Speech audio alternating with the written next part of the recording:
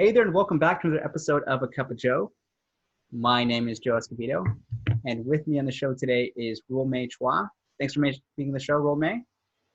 You're most welcome. I have my cup of Joe here as well. Awesome. So Romei is the Chief Impact Officer at SUTW Impact Consulting. And what does the SUTW stand for, Romei? It actually stands for Smiling Up the World, which is the reason why I started this more than 4 years back. Awesome. In fact, I have a little catchphrase. It stands for Smiling Up the World, a person at a time, a smile each time. Wow, okay. There's a lot of smiling, and I think it very much fits who you are. I mean, we've known each other for a while since you've been at the Halogen Foundation, and literally every time I meet you, you're always smiling. So I think that makes that makes perfect sense. Now, in terms of what you're up to now, can you just share a little bit of what you've been doing? You mentioned kind of working with startups and pitching and things like that, but what's been keeping you busy? Yeah, so you're right. On the surface, when people look at what I do, they see that I'm doing career coaching and consulting. On the careers front, they see that I'm working with a lot of startups on pitching. They see that I might be working with corporates and organizations on their individual brand storytelling. So it seems like a whole bunch of stuff. But how I really explain it is the red thread that runs through it is helping my clients, whether startups, individuals, brands, or organizations, articulate their value and what they bring to the table in a clear and hopefully interesting manner.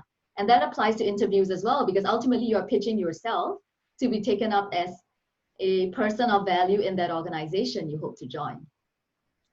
Yeah, no, I think it makes sense because it's applicable to so many different, roles and industries. You talked about whether you're pitching yourself for a job, or you're pitching to investors, or you're pitching internally for additional buy-in, your agency pitching to clients. I mean, it's applicable to literally every type of role there is.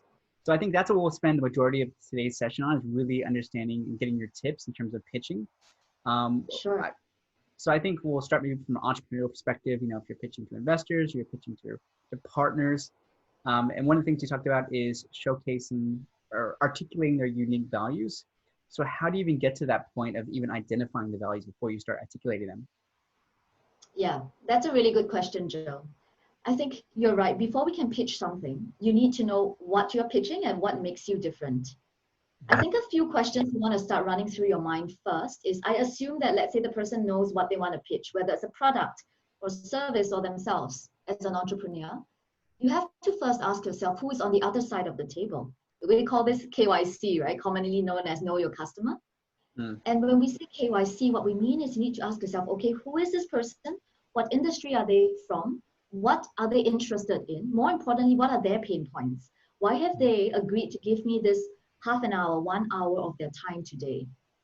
What problem are they trying to get solved? And what is so frustrating about the current ways they have been trying to solve those problems? So pain points and gaps in the incumbents, as we call them. And then you ask yourself, okay, where do I potentially fit in as a solution? And how do I fix those pain points and maybe plug those gaps better or more viably for the customer? So I think first and foremost is all about them first, the customer you're facing. Because while your product is the same, I mean, the pitch is going to be different, isn't it? And even the same product, think about your mobile phone.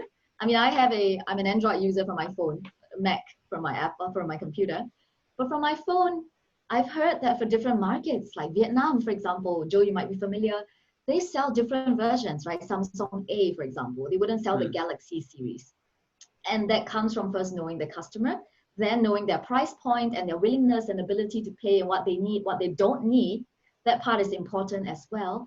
Then you pitch something that really fits their needs and their requirements. That was a long answer, but I hope that kind of answers your question partially, at least. No, absolutely. I want to dig a bit deeper into that because I think it's something we continually talk about in this series, is really understanding your audience and your customer. So I'd love to hear from your point of view, what are some ways in which you work with organizations or entrepreneurs to better understand who is the audience? There's a really nifty tool that we use in startups that I think most of you might have heard of. It's called the Value Proposition Canvas. Now, some of you might be more familiar with the Lean Canvas or the Business Model Canvas. The Value Proposition Canvas actually plugs into it under the value circle, the customer circle. And why I think that's such a beautiful tool is because it compels you to think in terms of what Harvard Business School professor, now the late Clayton Christensen, had said. What are the jobs to be done of your customers? So that's the first. There are two tools here. First is value proposition canvas, and what plugs into it is what we call jobs to be done. And the thing is that, Joe, let me give you an example that maybe all of us can relate to. Have you ever bought a bag that was worth more than, say, 200 US dollars? Or a wallet? For my wife, yes. For me, no. Joe.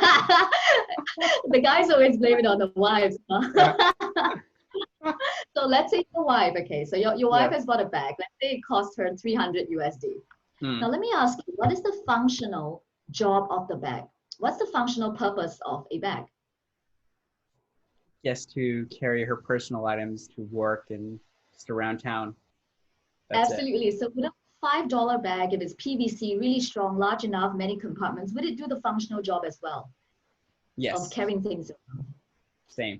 So clearly she's not really buying it. I mean, you wish that she would buy the $5 bag, but clearly she had other reasons. So let's move on to the other jobs, the other purposes that $300 bag is fulfilling. How about emotional? When we talk about emotional jobs to be done of our customers, it's about how consuming that product or service makes them feel about themselves. How do they feel as a result of consuming that product or service? What do you think that bag does for your wife in this case? Emotionally. I mean, it makes her quite happy, at least for a little bit. It makes her happy. What else? If it's a brand that people recognize, maybe. Yeah, I guess it goes back to, feels like that prestige factor and, elevating some kind of social status or whatever that may be. Absolutely. So then social is the last part of it. We talked about functional, then emotional, then social jobs to be done. And social is how we want to be seen by the people around us, whether peer or bosses or otherwise, or larger society as a result of consuming that product and service. And you can apply this lens to everything that you are selling or pitching, whether it's a job, whether it's a product like a phone or a bag or a wallet, or it's a service, even an app, for example. Right? Or the service of having someone come and clean your house. I mean, can you do the job yourself? Sure. But maybe there are more things like emotionally. Someone cleaning it for you gives you convenience. It removes hassle, removes stress.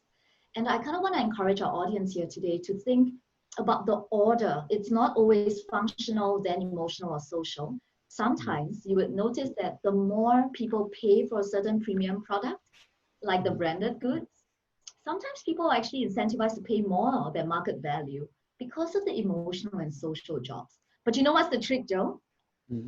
Just like when we ask your wife, she'll probably never tell us straight off it's because she wants to look like she belongs to a certain class. Exactly. Most people will not, right? Most people will not admit to the emotional and social jobs. So it is our job to then kind of go through the usual design thinking thing where you actually observe, you might have to infer, you might have to interview from oblique angles to kind of get that piece of that puzzle clarified. But this is so important. This is a tool I use myself. This is a tool I get most of my clients to use, and they find it very helpful to keep that framing in place. And the rest of the value proposition canvas is then about, of course, pain points, gain points, and then matching what you have to offer to those. So that part is pretty standard. So I think that makes a lot of sense. And I've heard a lot of the kind of rational versus emotional. So you call it the functional versus emotional and social. I think one thing that I hadn't really thought about, but still makes a big difference, is the social element. Now I'm going to switch gears a bit, and let's say, because a lot of my clients are Fortune 500 companies, they're enterprises. That's right. For them, a lot of the times it is, they pick a partner because it, it has an impact in terms of their own kind of reputation within the organization. So, obviously they do a good job, they pick a good partner, they look great, they get promoted, et cetera, et cetera. But as you were saying, I think it's slightly easier to get the emotional and rational to some extent. How do you really unearth the social one? Because that's, I think, that's the most difficult one to really figure out. That's a good follow-up question. I think you might work backwards, for example, from, of course, you can get hold of their KPIs. That would be great. Because in the KPIs, it would reveal what incentivizes them, right? What do they want to perform well in? Is it, for example, being seen as a boss who's very nurturing, who's very collaborative, who nurtures and develops the talents under them. If that's the case, then you can bet almost for sure that there's going to be a social part of the job where they want to do things that can profile and frame themselves in a way that is seen as being nurturing and developmental. I mean, of course, we hope that bosses do not do it just for self-interest, but the truth is there is a good segment of bosses that do that. Right? So we have to be realistic and know that. So first, if you can get hold of their KPIs and their balanced scorecard, that's one way to reverse engineer it. Yeah.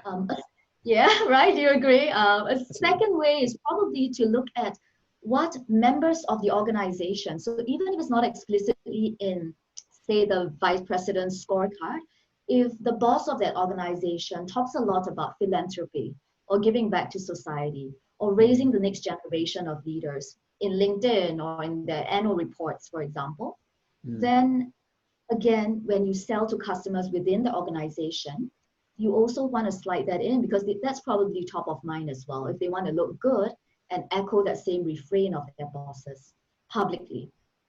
Yeah, I would say those things, and of course go do LinkedIn research, at least on the very person you're pitching to. Look through their posts, especially if they're set to public, and again, look, how do they like to frame themselves? If they frame themselves a particular way, like I'm nurturing, I always give young people a chance, then, I recently heard a videographer. Now, the average age of his team is about 22 years old, very young videography teams, but he gets Fortune 500 clients. Probably some of your clients are his clients. And he has a baby face. So I asked him, hey, how did you get the jobs? How do you convince this Fortune 500 big boys to give you a job? Because video is very important, especially when it's a corporate profiling video. And he says, you know what? It's precisely because I look like this that my clients told me they give me this job because they pride themselves on being someone that gives the younger generation a good chance. So that's quite illuminating, right? We almost think that something that's a disadvantage in this case has become a competitive advantage, but certainly it's not just the functional work, there's the emotional, how that person wants to feel about themselves for awarding this contract, and the social, how they want to be seen as a result.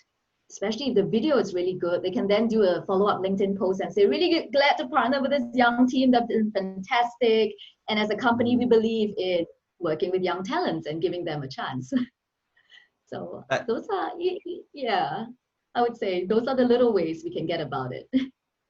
No, I think those are some beautiful examples. I think gave me some food for thought in terms of dyeing my hair and shaving. So I bring back my baby face. No, I think, yeah, they're gonna take care of this. I try to do the reverse, actually, ironically. I try to look a bit older because Asians generally look younger than we really are. And it's true. Except in some of those cases, like I mentioned, some others, are still pretty traditional in their perceptions. Yeah. No, I think it's a beautiful explanation that kind of defies kind of the rational thinking in terms of why they work with them. And there's a beautiful nugget, which I learned from actually a financial company, is in terms of analyzing, it talks about the annual reports, the CEO statements. Those give you a very good indication because, like you said, everyone ideally wants to appease the CEO or the leadership team. It's some way. So it's the best way in terms of connecting with them and understanding their own values without kind of unearthing that. So I think that is a super tip, which I haven't shared publicly. I'm glad you brought it up because I wasn't going to do it. So. Well, I'm happy to be your mouthpiece. We didn't sing this up at all, by the way. And I guess a more explicit way is to look at hashtags from the organization. Hashtags are very revealing, right? They are short and crisp and succinct way of how people in that organization want to brand themselves. And sometimes there are recurring organizational hashtags. So that would also be another clue on LinkedIn, especially. All right, you got me thinking now. Because if the company is using the hashtags, this probably goes back to their own values, or at least it's something that has to get approved by multiple departments. So if either it's comms and it's branding, it's by the leadership team. So you're kind of ticking all those boxes. So once again, something I hadn't thought about. I mean, I use hashtags all the time, but reverse engineering it to research your audience, I think is an incredibly smart idea. So I'm taking notes as well on my phone. I think those are beautiful examples. Like I said, I think at this point we have a very clear understanding of the functional, kind of the emotional, and the social. Now, once you have that better understanding, how do you go about articulating it? Is there a certain style or a certain format? What do you recommend for clients? Yeah, I think it really depends again on who they're pitching to and what the practical constraints are. So is this a closed door meeting? Is this a public pitch, for example? Is this, how much time do you have? How senior are the people in the room? What is the prior work that has been done already? The context, understanding what has gone prior. What has been tried that's similar to what you're pitching that they have tried before? How long ago was that attempt? What was the feedback from that attempt? What went well and what didn't go so well? And what are they afraid of, the risk factors? So I think that amount of information is very necessary so that you can then articulate a pitch. And I think rule of thumb is, let's say we have 60 minutes in the pitch closed door. I think we all know this as business people. We try and keep it to 15, 20 minutes where you're kind of doing your presentation. And even before that selling, you want to start off by saying, hey, you know, this meeting was fixed 3 months ago or 3 weeks ago. I would like to check, has anything changed since then?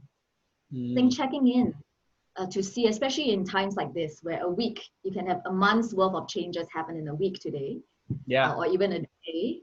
I think it's important for us to check in to say, hey, is the agenda still the same? Are your pain points and your concerns and your needs still the same, or has something new or different emerged? Before you kind of launch into the presentation, we should take no more than a third of your allotted time. Then kind of open up to that Q&A. But as to how to pitch, again, a few guiding questions, right? Going back to firstly, what is the problem they're trying to solve?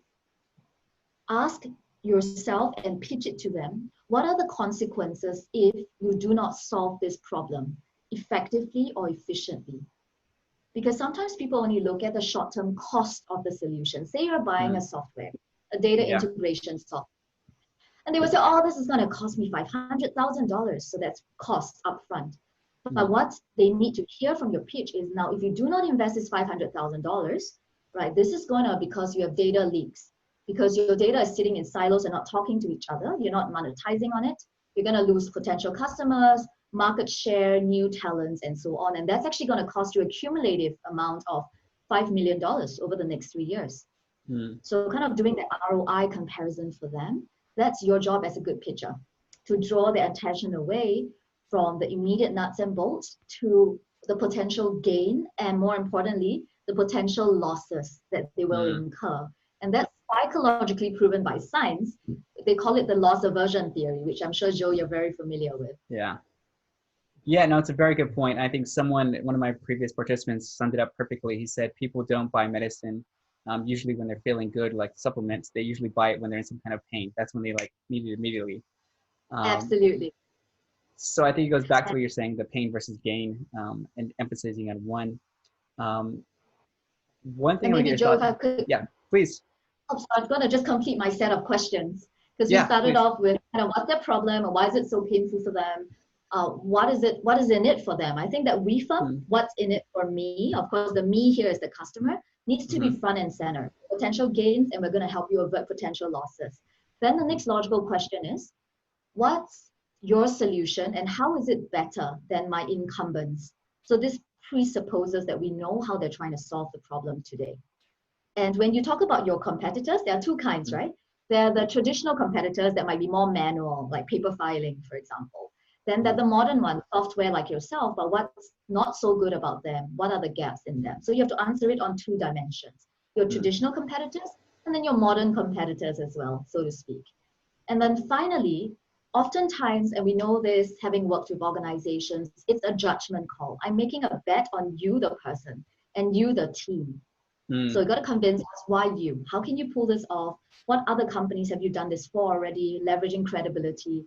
You as a team, what's your past track record to say that you've done something, successfully, and what are your metrics of success? And I think if you can answer all of this in a pitch, whether it's a 3-minute, 5-minute, or 20-minute pitch, then I would say you're down pat. And of course, you supplement it with your case studies and your facts.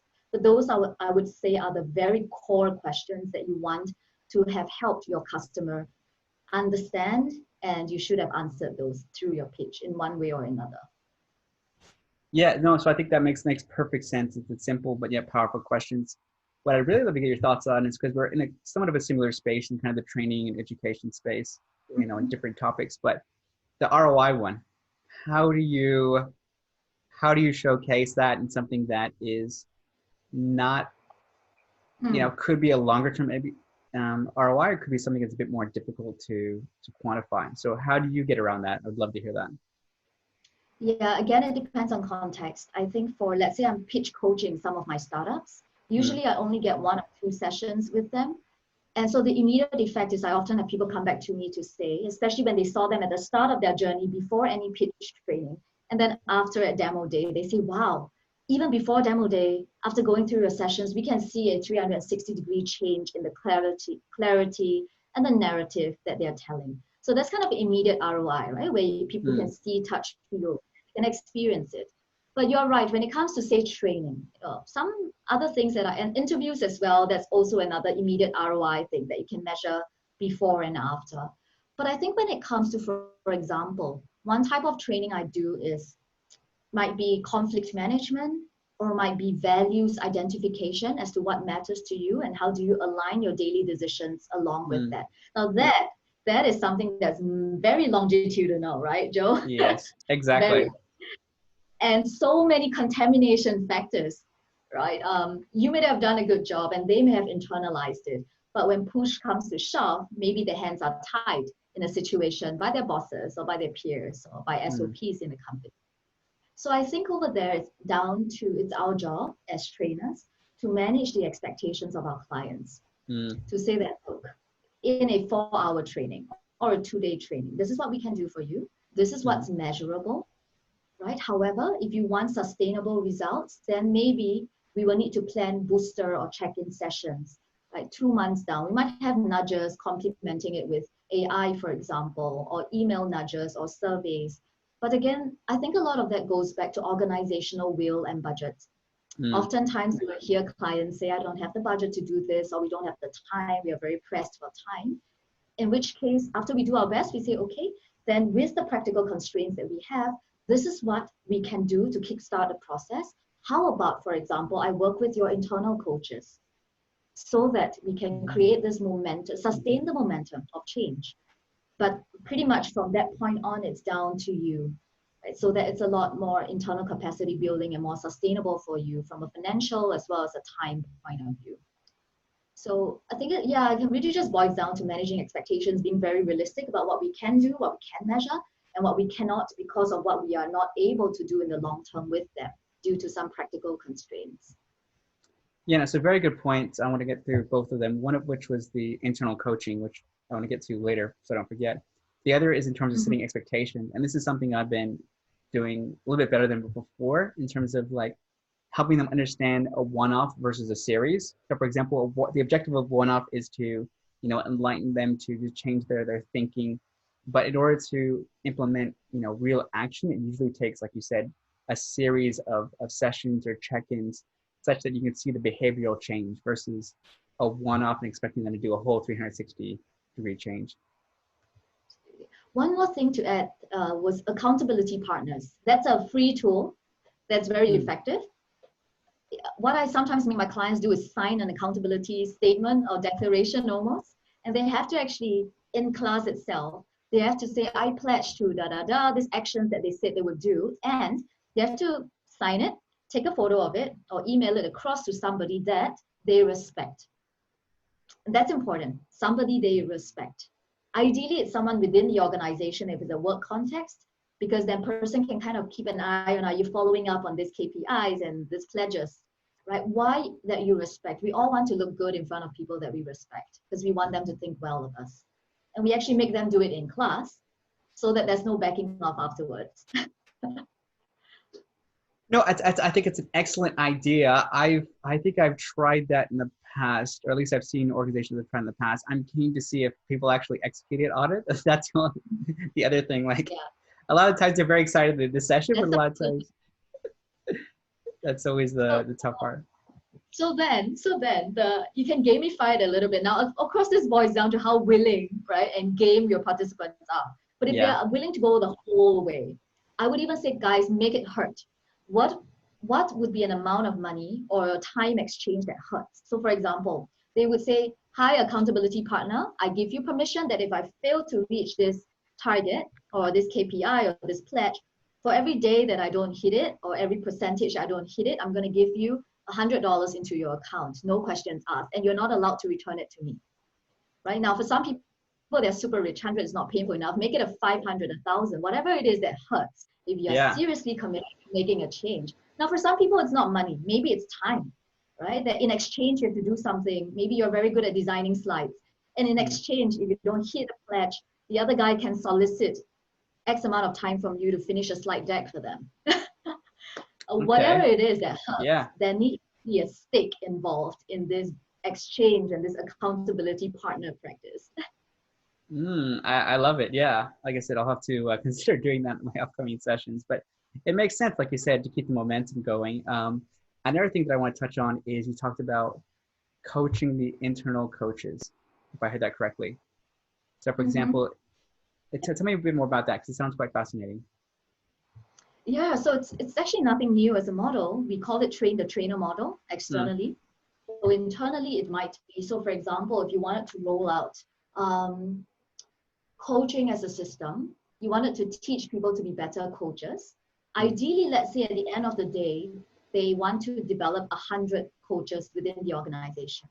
Now, it is not realistic that we can handhold every single one of these 100 coaches at the bottom of the pyramid. So what we do is we might maybe work with the top 10, right? Intermediate layers. It's almost like multi-level marketing, you know. Yeah. But we don't like that term, but you know, the intermediate level of 10 overseeing coaches or head coaches. And what we can do with them is maybe, for example, if the head coach's job is to come up with a structure so their junior coaches can follow. Because a lot of junior coaches stumble with, for example, if there's awkward silence or people are not prepared or they don't seem very willing to open up, what do I do? How do I structure a session so it's constructive? All of that nitty-gritty, from structure, the content, to delivery, to rapport building, to the soft skills, to breaking the ice, all of that. We can train the head coaches in a structured fashion to be able to then go down to their junior coaches and impart that level of insight and training. So it's very kind of the typical train the trainer model. But again, I want to emphasize it all boils down to political will of that organization and the client that we're working with. Exactly. Yeah. No, and also, like I said, the workforce as well. If it's what I've realized is that works if it's a scalable model. So for example, if they have, 20, 30, 40 coaches, then it's one of those things, it's an easier thing to sell in because the scale is there, versus if they only have like 2 or 3 and you're trying to say charge, I don't know, a couple $1,000s, for example, probably more than that. And it's capacity building as well, because when you train coaches, you're benefiting your coachees, but I think it's also part of their talent retention, talent development plans. And yet another thing they can shout about in their annual reports and their hashtags, like we spoke about earlier. So it's very multi-pronged in terms of the benefits to the organization, where we sell the train the trainer model or train your internal coaches model. Brilliant. I think these are excellent points. There's one more question I want to get your thoughts on before we go, is how important do you think it is that the audience knows the person who's pitching before the event? So how much does that perception, that either personal brand or corporate brand, dictate the level of success they have? So for example, if I found that if people already know me on LinkedIn and I am in a conversation with them where I'm pitching, I'm not really pitching, it's more of a conversation, versus if I'm going to someone who's never met me and I'm trying to go through what I've done, obviously the likelihood is decreased significantly. Do you see the same thing in the startup world? Sorry, Joe, you broke up a little bit at the end in your audio. So could you paraphrase just that last bit of your question, please? Yes, I was asking, in the startup world, do you think it's important that founders have either a strong personal or corporate brand before they go into the pitch? I would say that cuts both ways, right? Because sometimes when you have an overly strong personal brand, it means that you suit very much a particular target audience, but to the others, they may think, oh, you're not the right fit for me. So I would actually have a strong, authentic, consistent personal brand, but always make sure that you leave enough space to be flexible. And the way I do that is for me personally, LinkedIn, you might see me at LinkedIn or you might see me at a particular summit or conference, and then you reach out to me. I always make it a point to reach out to them via a Zoom chat like this or a phone call or face-to-face meeting. Because I think it's in that session where we get to know each other better and the full nuance and flavors of who we are and what we represent comes out. So I think that needs to be managed with some care. So strong personal brand that's consistent, clear, authentic, yet at the same time doesn't close too many doors for you. Mm. Which is why, for example, when I talk about pitching, and I know there are many misconceptions about pitching, my personal flavor on pitching or even career planning has always been one of an inside out approach, for example. So I make sure that is consistently conveyed through my communications. And my definition of pitching, like we started today, is also much broader than just startup investor or venture pitching. Because I truly believe everybody uses pitching every day. And you can be yourself and you can do it without manipulating others. That part is very important to me, that you do it without manipulating others. You do it because there's something of value you can offer and you just want them to understand it better so they can receive that value. So yeah, I know it's an oblique response, but I hope that answers the question. It does help answer that. Thank you so much. I guess the last question is, how can people get in touch with you or find out more about what you do? Yeah, well, drop me a personalized message on LinkedIn. It is, linkedin.com/in/Ruomei Chua, as in RUOMEICHUA. And I'm sure Joe will provide the deets later on as well. Yes, so feel free to personalize that note. Tell me maybe one thing that you loved about the exchange between Joe and me today. I would love to hear from you. Absolutely. Thank you so much, Ruomei. I really, really appreciate you sharing your insights. Thank you so much. And if you enjoyed today's... I hope you don't get into trouble with your wife later. It wouldn't be the first time. No, I'm just kidding. So yeah, thank you so much. If you're watching the show and you found this helpful, you want to share these tips with anyone who, who find these very, very valuable, please do so. Otherwise, thank you so much, and we'll see you next time. Take care, guys. Bye. Thank you, everyone, for tuning in. See you. Thank you, Joe, again. Thank you.